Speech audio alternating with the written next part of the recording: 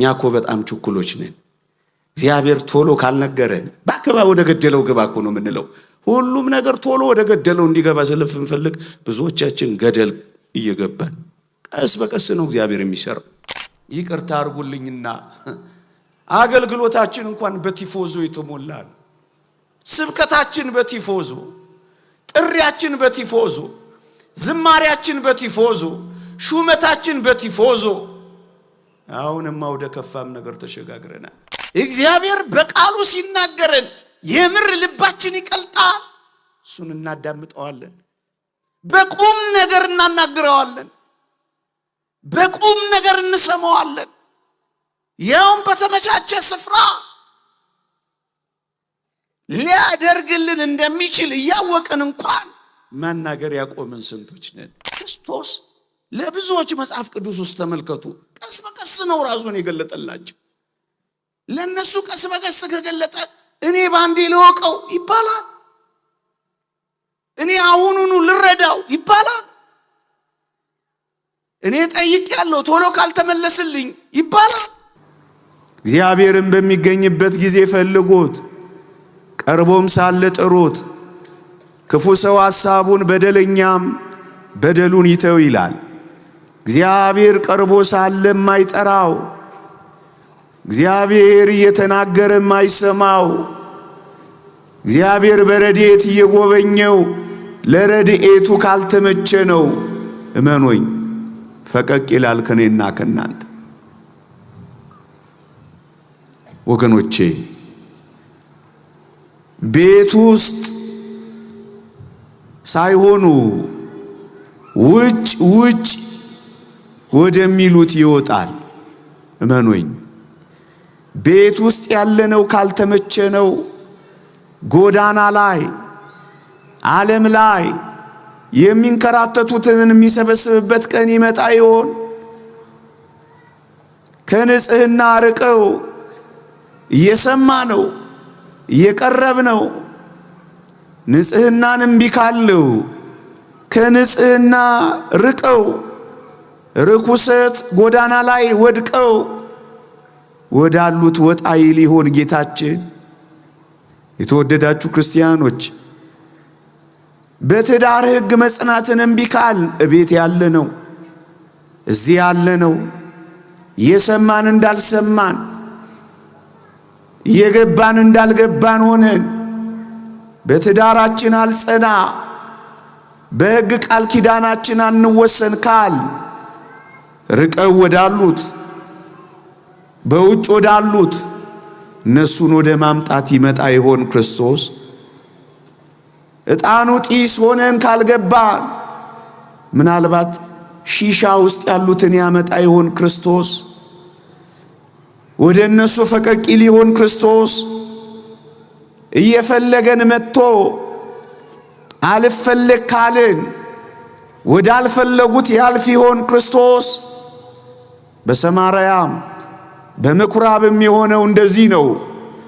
በዚህ ዘመንም እየተናገርንለት ካልኖርንለት፣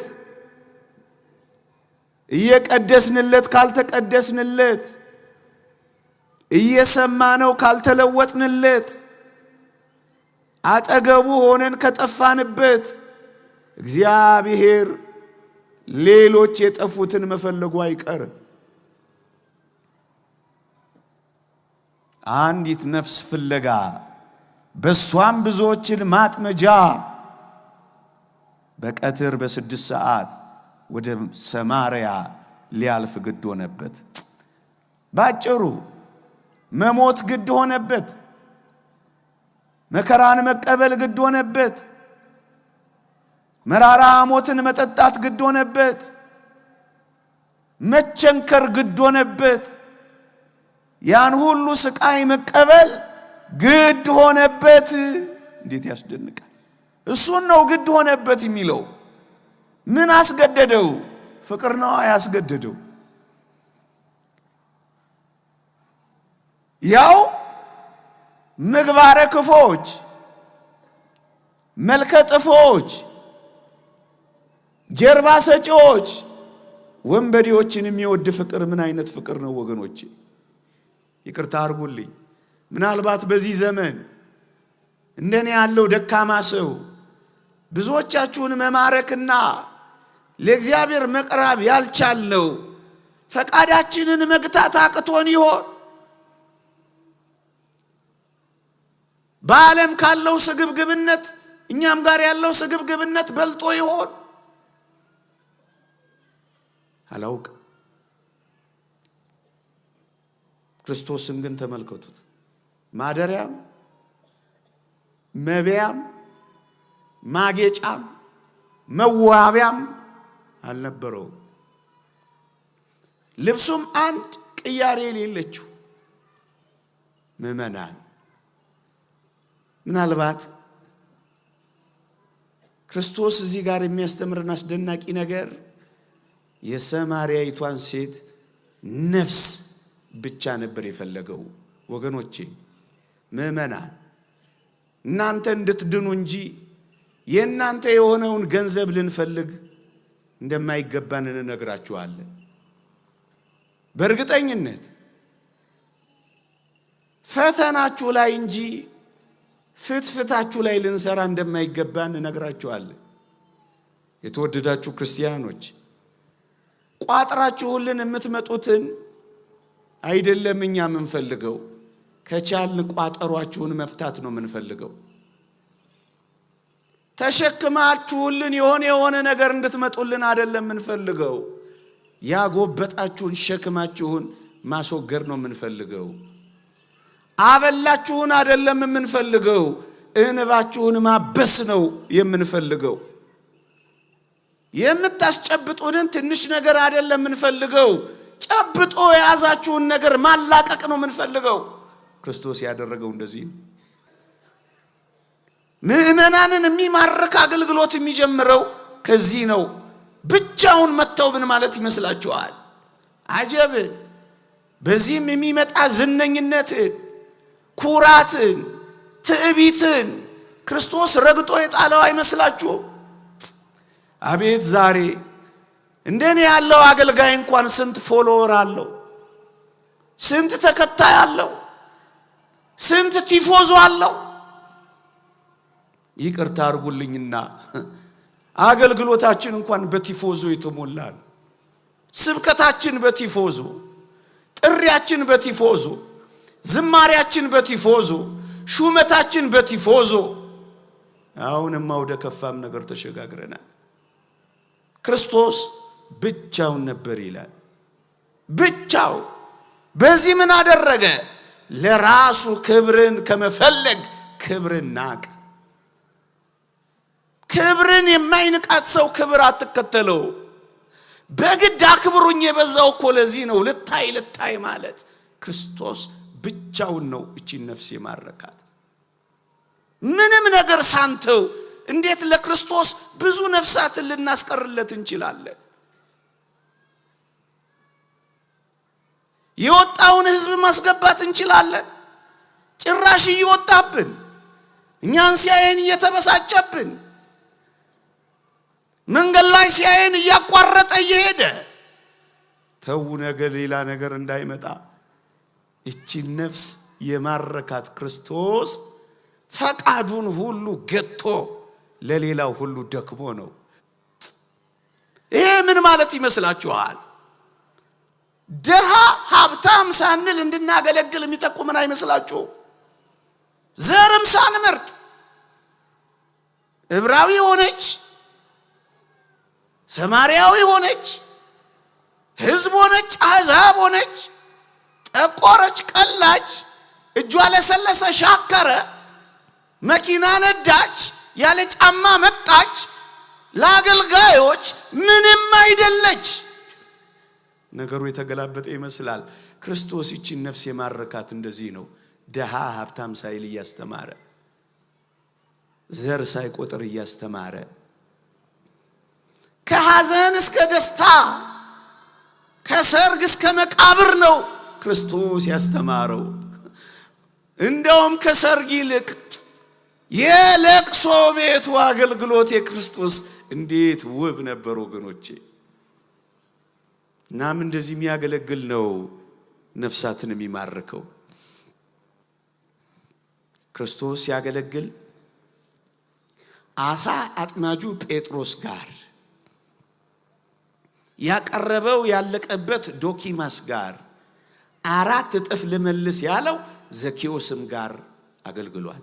እንደ ቅዱስ ጴጥሮስ ደሃ ደግሞ እንዳቀረበው ያለቀበት መካከለኛ ደግሞ 4 እጥፍ ልመልስ እንዳለው ኢንቨስተር እንደ ዘኬዎስም ሁሉም ጋር ክርስቶስ ያው ነው። እኛ በዚህ ዘመን ያለን አገልጋዮች እንደዚህ እንሆን። አሁን እንደውም ይሄ ዘመን የደሃ ደሃ ብሎ ሁሉ ያስቀምጠዋል። ጎብኘትም ያደርጋል ይኖር ይሆን? ነፍስ ለምን በደንብ ማጥመድ አቃተን? ፈቃዳችንን ሁሉ ገተን ማገልገል ስላቃተን ይሆን? ወገኖቼ መቼ ነው በጌታችን ፍቅር የምንንሆልለው? መቼ ነው በሙሽራችን ፍቅር የምንታሰረው? መቼ ነው ከዓለም ፍቅር በላይ የእግዚአብሔር ፍቅር በልጦብን ዓለምን ቀለል አድርገን ማየት የምንችለው መቼ ነው?